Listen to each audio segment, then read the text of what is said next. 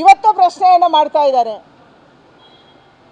ಮತ್ತು ಕರ್ನಾಟಕ ರಾಜ್ಯದ ಮುಖ್ಯಮಂತ್ರಿ ಯುದ್ಧವೇ ಯಾಕೆ ಬೇಕು, ಯುದ್ಧ ಯಾಕೆ ಮಾಡಬೇಕು ಅಂತ ಕೇಳಿದರು.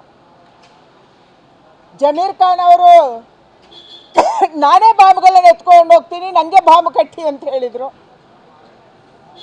ಇವತ್ತು ಇನ್ನೊಬ್ಬ ಶಾಸಕ ಇನ್ನೊಂದು ಹೇಳ್ತಾರೆ, ಒಬ್ಬೊಬ್ಬರು ಕೂಡ ಒಬ್ಬೊಬ್ಬ ಮಂತ್ರಿ ಇಲ್ಲಿ ಒಂದೊಂದು ಹೇಳಿಕೆಯನ್ನು ಕೊಡ್ತಾರೆ. ನಾವು ಕರ್ನಾಟಕದ ಕಾಂಗ್ರೆಸ್ಗೆ ಒಂದೇ ಪ್ರಶ್ನೆಯನ್ನು ಕೇಳೋದು, ಈ ಮಾತುಗಳು ಹೈಕಮಾಂಡಿದ್ದ, ನಿಮ್ಮ ಹೈಕಮಾಂಡ್ ಸೂಚನೆ ಸಲುವಾಗಿ ನೀವು ಈ ಥರ ಮಾತಾಡ್ತಿದ್ದೀರಾ? ಇದು ನಮ್ಮ ಮುಂದಿರುವಂಥ ಪ್ರಶ್ನೆ.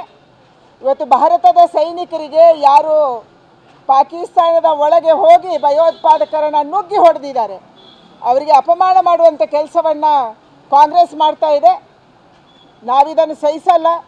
ಕಾಂಗ್ರೆಸ್ ಯಾವತ್ತಿಗೂ ಕೂಡ ದೇಶದ ಪರವಾಗಿ ನಿಂತಿಲ್ಲ, ದೇಶದ ಗಡಿಗಳನ್ನು ಕಾಪಾಡೋ ಕೆಲಸ ಮಾಡಿಲ್ಲ. ಅವರ ಕಾಲದಲ್ಲೇ ಹಲವಾರು ಒಳ್ಳೆಯ ಪ್ರದೇಶಗಳನ್ನು ಒಂದು ಕಡೆ ಚೀನಾಕ್ಕೆ ಬಿಟ್ಕೊಡಲಾಯಿತು, ಇನ್ನೊಂದು ಕಡೆ ತೀನ್ ಬಿಗವನ್ನು ಬಾಂಗ್ಲಾದೇಶಕ್ಕೆ ಬಿಟ್ಕೊಡಲಾಯಿತು, ಕಾಶ್ಮೀರದ ಹಲವಾರು ಭಾಗ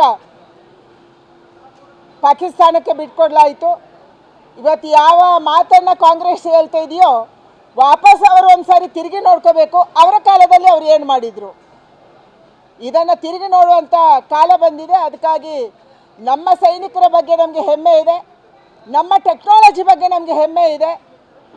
ನಾವಿವತ್ತು ಪಿನ್ ಪಾಯಿಂಟ್ ಆಗಿ ಯಾವ ಭಯೋತ್ಪಾದಕರಿಗೆ ದಾಳಿ ಮಾಡಿದ್ವಿ ಅದರ ಬಗ್ಗೆ ನಮಗೆ ಹೆಮ್ಮೆ ಇದೆ. ಒಬ್ಬೇ ಒಬ್ಬ ಸಿವಿಲಿಯನ್ಗೆ ಹಾನಿ ಮಾಡದೇನೆ ಭಯೋತ್ಪಾದಕರನ್ನು ಮಟ್ಟಡಗಿಸುವಂಥ ಮಸೂದಿನ ಕುಟುಂಬವನ್ನೇ 14 ಜನರನ್ನು ಹತ್ಯೆ ಮಾಡುವಂಥದ್ದನ್ನು ನಮ್ಮ ಸೈನಿಕರು ಮಾಡಿದ್ದಾರೆ. ಅವರ ಬಗ್ಗೆ ನಮಗೆ ಹೆಮ್ಮೆ ಇದೆ. ಈ ಭಾರತ ಇವತ್ತು ಬೇರೆ ದೇಶಕ್ಕೆ ಯುದ್ಧ ಸಾಮಗ್ರಿಗಳನ್ನು ರಫ್ತು ಮಾಡುವಂಥ ಮಟ್ಟಿಗೆ ಭಾರತ ಬೆಳೆದಿದೆ. ಇದು ನಮ್ಮ ಆತ್ಮನಿರ್ಭರತೆ, ಇದು ನಮ್ಮ ಅಚೀವ್ಮೆಂಟು. ಅದಕ್ಕಾಗಿ ಇದನ್ನು ಕಾಂಗ್ರೆಸ್ ಅವರು ಸಹಿಸಲ್ಲ, ಅವರು ಸಹಿಸೋದು ಬೇಡ. ಯಾಕೆಂದರೆ ದೇಶದ ಜನ ಇದೆಲ್ಲವನ್ನು ಗಮನಿಸ್ತಿದ್ದಾರೆ. ಅವರ ಇಂಥ ಮಾನಸಿಕತೆಗೆ, ದೇಶ ವಿರೋಧಿ ಮಾನಸಿಕತೆಗೆ ನಮ್ಮ ಧಿಕ್ಕಾರ ಇದೆ.